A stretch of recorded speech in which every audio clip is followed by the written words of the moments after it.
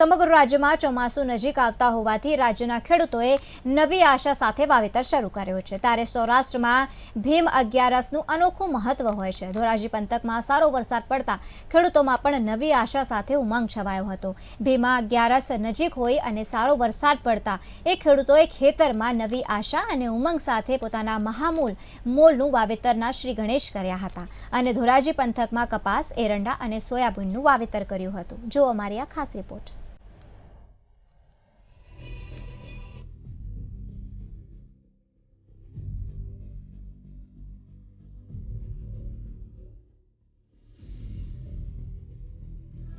ધોરાજી પંથકમાં ચોમાસું નજીક આવતું હોય ત્યારે ખેડૂતો નવી આશા અને હરખ સાથે પોતાના ખેતરમાં નવા પાકનું વાવેતર કરતા હોય છે।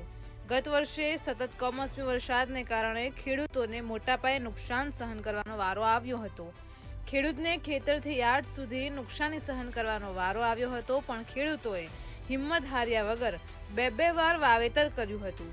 પાક તૈયાર હતો અને કમોસમી વરસાદ આવતા ખેડૂતોનો બચ્યો કુચ્યો પાક પણ ફેલ થઈ ગયો હતો। બહુ ખુશીમાં છે। કાલે જોરદાર વરસાદ પડ્યો। 11 ઉપર જે વરસાદ પડે અમારા ખેડૂતને મોટામાં મોટો લાભ કહેવાય, સુકન કહેવાય અમારા માટે। અને કપાસ ને સોયાબીનનું વાવેતર ખેડૂતોએ ચાલુ કરી દીધું છે। કેટલો વરસાદ થયો? કાલે 3 ઇંચ ઉપર વરસાદ દાબી દીધો। ખેતરમાંથી પાણી કાઢી નાખ્યા। કઈડે ખેતરમાંથી પાણી નીકળી કેળામાં પાણી જતા હતા અને મગફળીના વાવેતર આ વર્ષે ધોરાજી પંથકમાં ઓછું થાય એવું અમને દેખાય છે। એનું કારણ એ કે મજૂરીના ખર્ચા બહુ વધી જશે મગફળીમાં, એના હિસાબે કે ગત વર્ષમાં માવઠા બહુ પડ્યા અને આ વર્ષમાં માવઠા ભર ઉનાળે એટલા પડ્યા છે, પણ છતાંય અમને એવી ખુશી છે 11ની વાવણી જે થાય ને એ વાવણી લોઠી કહેવાય। એટલે ખેડૂતને ઉગી ગઈ કોઈ પણ મોલ, કોઈ પણ જણસી તેના દિવસો મંડે ચાલવા। ધોરાજીમાં વધારે વાવેતર કપાસિયા અને સોયાબીનનું થશે અને એરંડા। સતત નુકસાની સહન કરવાનો વારો આવ્યો હતો ત્યારે ધોરાજી પંથકના ખેડૂતોએ નવી આશા અને ઉમંગ સાથે ચોમાસું વાવેતરના શ્રી ગણેશ કર્યા હતા। ધોરાજી પંથકમાં ચોમાસું વાવેતર મોટે ભાગે કપાસ, સોયાબીન, એરંડાનું વધારે વાવેતર થતું હોય છે, ત્યારે ખેડૂતોએ કપાસનું વાવેતર કર્યું હતું। ખેડૂતોના જણાવ્યા અનુસાર ગત વર્ષ કરતા કપાસમાં મુંડા નામનો રોગ આવ્યો હતો, જેથી પાક નિષ્ફળ ગયો હતો। આ વર્ષે ફરી ભગવાનના ભરોસે કપાસનું વાવેતર કર્યું છે, ત્યારે ધોરાજી પંથકમાં મગફળીનું ખેડૂતો ઓછું વાવેતર કરે છે।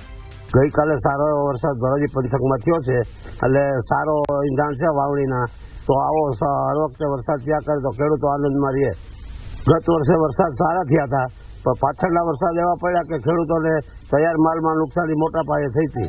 ધોરાજી પંથકમાં કપાસનું વાવેતર મોટા પાયે છે, ત્યાર પછી સોયાબીન છે અને એરંડાનું વાવેતર પણ આ વખતે થશે। થોડું મગફળીનું વાવેતર ઓછું થશે। એનું કારણ એ છે કે મગફળીની અંદર મજૂરીનું કામ વધુ ચડી જાય છે અને ખેડૂતોને પૂરતા ભાવ ના મળે એટલે વળતર મળતું નથી। ખેડૂતો ખુશ આનંદમાં, સારો એવો વરસાદ પડ્યો એટલે ખેડૂતો આનંદમાં છે।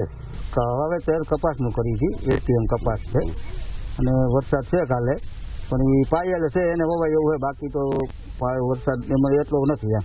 25 વીઘામાં વાવેતર કરી એટીએમનું। વરસાદ તો આ કુદરતમાં તો કોઈનું આવતું નથી કાંઈ, પણ આપણે એમ માની કે સારું વરસ થાય એમ। ખેડૂતના જણાવ્યા મુજબ મગફળીના વાવેતરમાં મજૂરી, દવાનો ખર્ચ વધી જાય છે અને મહેનત વધારે માંગે છે અને કમોસમી વરસાદ થાય તો પાક નિષ્ફળ જાય છે। ત્યારે આ વખતે પણ ધોરાજીમાં એરંડા, કપાસ, સોયાબીનનું પુષ્કળ પ્રમાણમાં વાવેતર થશે।